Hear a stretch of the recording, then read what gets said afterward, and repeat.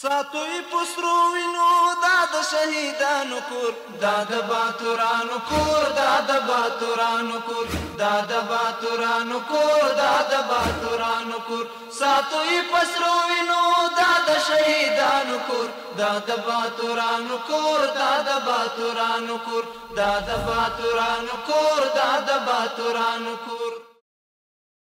د لوستختن تعالی په نامه سلامونه ستړي مسئ د بلخ د ملي تلویزیون قدرمنو لیدونکو او اوریدونکو د دې مهال خبرونو ته زه عبدالرحمن عاطف هرکلی کوم. د بلخ ولایت مقام اداري نوبتي غونډه د بلخ د والي ملا محمد یوسف وفا په مشرۍ جوړه شوه چې پکې مرستیال والي د ولایت مقام د دفتر رئیس د علماو شورا رئیس او د ټولو امارتي ادارو مسؤلینو او استازو ګډون کړی و. په دغه ناسته کې په هر اړخیزه توګه د ناستې اجنډا له ګډونوالو سره شریکه شوه.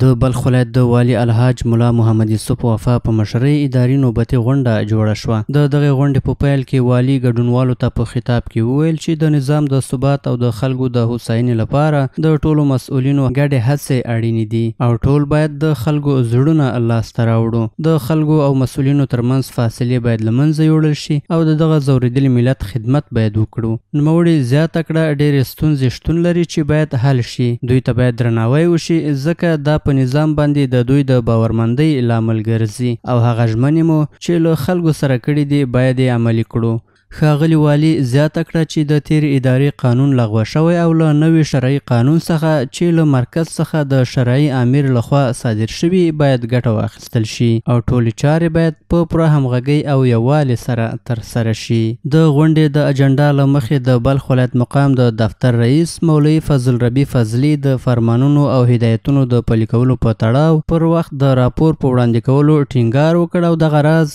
د دعوت او ارشاد د مسؤلینو د علمي کچې د معلومولو، حلقوي سړک ته څیرمه د ویجاړ شوو کورونو د استملاک د قیمت معلومولو لپاره د ګمارل شوي پلاوي د راپور ورکولو، له هر ډول کثافاتو د روضې شریفې د چارباغ د نار پاکولو چې یوه کمیټه هم ورته وټاکل شوه او د عوایدو د لوړولو په موخه په دولتي مطبعه کې د اسنادو کارتونو او مهرونو چاپولو او د قیمتونو د ټاکلو په موخه د یوې کمیټې ترتیبولو باندې بحث او خبرې وشوې. همدارنګه د بلخ ولایت د ملي راډیو تلویزیون امیر له مسؤلینو وغوښتل چې د اسلامي نظام د لاسته راوړنو د انعکاس په برخه کې دې له دوی سره همکاري وکړي. د ګډونوالو له هر اړخیزه مشورو وروسته د بلخ ولایت د والي په مشرۍ لازمې پریکړې وشوې او د ځینو مسایلو لپاره کمیټې هم وټاکل شوې چې ورسره د دعا په لوستلو سره یاده ناسته پای ته ورسېده.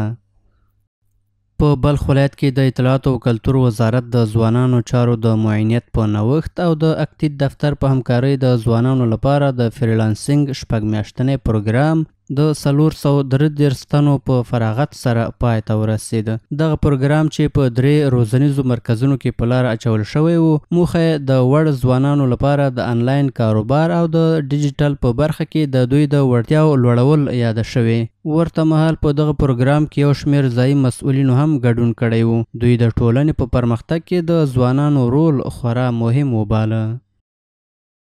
په بلخ ولایت کې 433 تنه ځوانان د فریلانسینګ له 6 میاشتني پروګرام څخه فارغ شول. په دې اړوند جوړ شوو مراسمو کې د بلخ ولایت د اطلاعات او کلتور رئیس مولوي محمد الله زرار له اکتید دفتر څخه د همکارۍ په پار مننه وکړه او د ټولنې په پرمختګ کې د ځوانانو رول مهم وباله. هغه د دغه ډول روزنیزو پروګرامونو له لارې د ځوانانو د تخصصي وړتیاو په لوړولو ټینګار وکړ. موږ او تاسې په خپله زندگی کې باید، چونکې د طالب العلمي زندگی ده،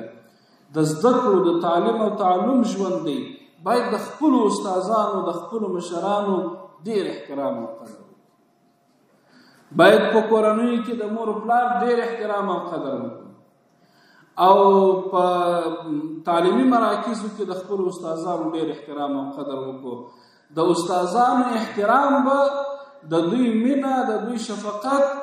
او د دوی هغه توجه چې د شاګردانو ته یې وي، هغه توجه به بیا موږ او تاسې تر اوجه پورې رسوي. ورته مهال د هیواد د اطلاعات او کلتور وزارت د ځوانانو چارو معین مولوی محمد یونس راشد فارغ شو ځوانانو ته د مبارکۍ ویلو ترڅنګ اسلامي امارت مسؤل وباله چې ځوانانو ته به روزنیز او مناسب کاري فرصتونه برابروي. نوموړي فکري او معنوي وده له مهمو اصولو څخه یاد کړه او ځوانان یې دیني او هم دنیوي روزنې ته وهڅول.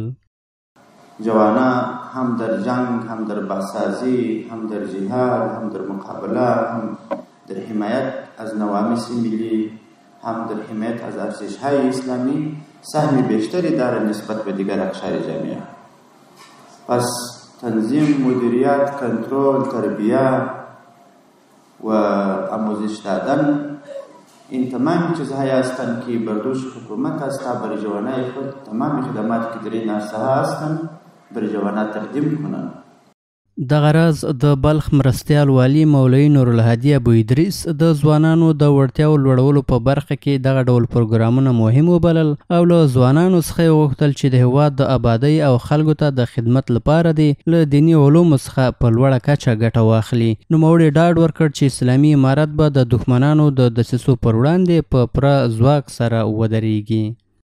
ما د توطئه د دبدبه کبکبه دشمن، هر دشمنی که هر دسته که میکنه شما دا اطمینان نداشته باشید. اطمینان بخیر مطمئن باشین که شما انشالله اونا در آخرت که اونا و در دنیا که رسوا شده و رسوا میشه در آخرت که بیتون از رسوا است. این ما شما عملا انجام دادیم، عملا دیدیم در طول 20 سال در افغانستان. له بلې خوا د شمال لویدیځ زون لپاره د اکتید دفتر مسؤل د دغه ادارې فعالیتونو ته په اشارې وویل چې د اکتید دفتر د بلخ ولایت د والي په هدایت دغلته خلکو ته په بیلابیلو برخو کې پراخ خدمتونه وړاندې کوي.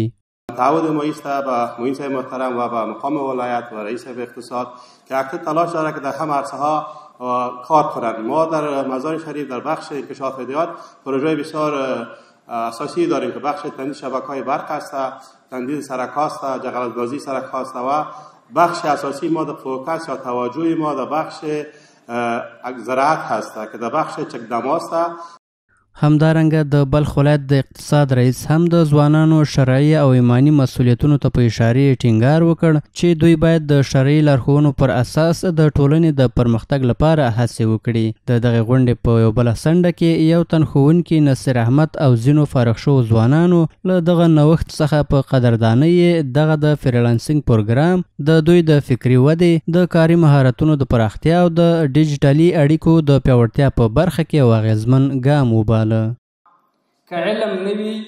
تهذیب الاخلاق نستا، که علم نوی تدبیر منزل نستا، که علم نوی سیاست المدینه نستا، دا علم دا موقوف علیه لپاره د دغه دروس روشا.